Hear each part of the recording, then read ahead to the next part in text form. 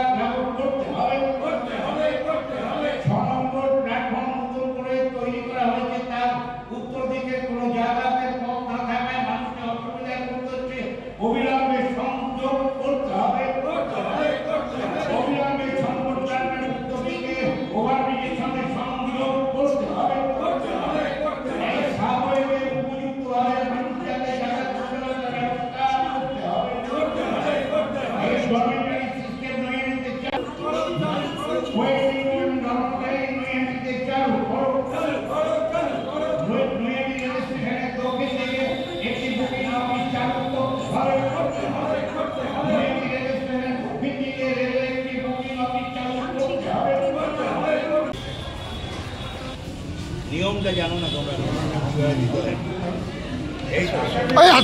হাত সরিয়ে দিচ্ছি। পেছনে একটা দিন ওটাবো।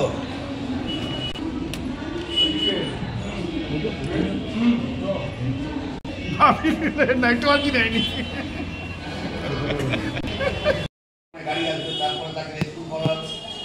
এই সমস্যাটা কিভাবে সমাধান করা যায় আমার মনে হয় না। আর ম্যানেজমেন্ট সিস্টেম কীভাবে হবে?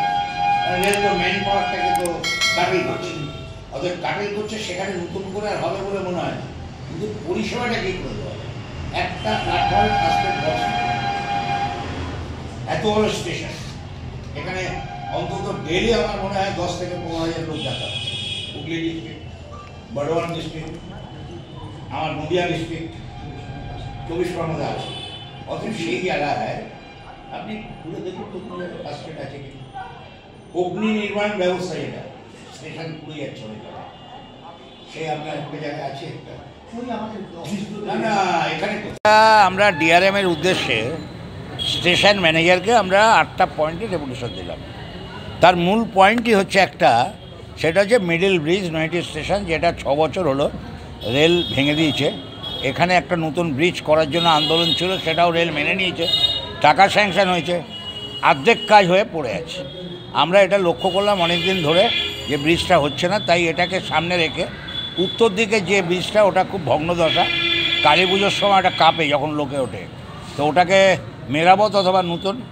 আর 6 নম্বর প্ল্যাটফর্ম, যেটা একদম বার্নিং ইস্যু, যে রেল একটা বড় স্টেশন তৈরি করেছে 1/2 কিলোমিটার, দূরপাল্লার সমস্ত ট্রেন ওখানে থামছে, আপ এবং ডাউন।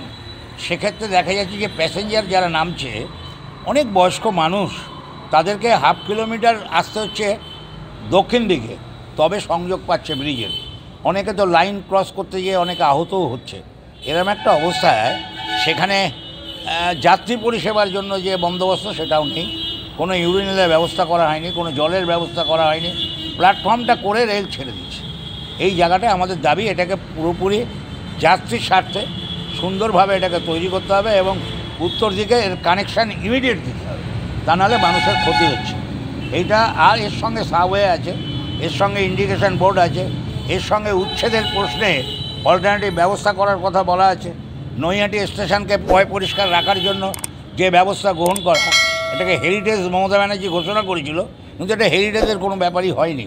সেই জায়গাটায় আগামী দিনে নৈহাটির কথা চিন্তা করে, যেখানে ডেলি 15 থেকে 20,000 লোক বড় মাকে দর্শন করতে আসছে সারা ভারতবর্ষ থেকে, সেই জায়গায় স্টেশনটার মূল্যায়ন হওয়া উচিত, ডরমেটারি হওয়া উচিত, মানুষ যাতে এখানে রাত্রিতে থাকতে পারে, প্যাসেঞ্জাররা ট্রেন ধরার আগে যাতে ডরমেটারিতে থাকতে পারে, ওয়েটিং রুম ঠিক মতনভাবে চালু করা, এগুলো করার ব্যবস্থা করা। জল টল 1 নম্বর প্ল্যাটফর্মে জল পায় না, নর্থ এন্ডে জল নেই, এই সব নিয়েই আমরা আজকে স্টেশন ম্যানেজারের ঘরে প্রদীপ সরকার স্টেশন ম্যানেজার, তাকে আমরা স্মারকলিপি দিলাম দীপক নিগম যিনি ডিআরএম আছেন তার উদ্দেশ্যে, এবং আমি ব্যক্তিগতভাবে আমাদের টিম নিয়ে তার সঙ্গে দেখা করব, এই ব্যাপারগুলো বলবো, যাতে অবিলম্বে এই ব্যাপারগুলো হয়।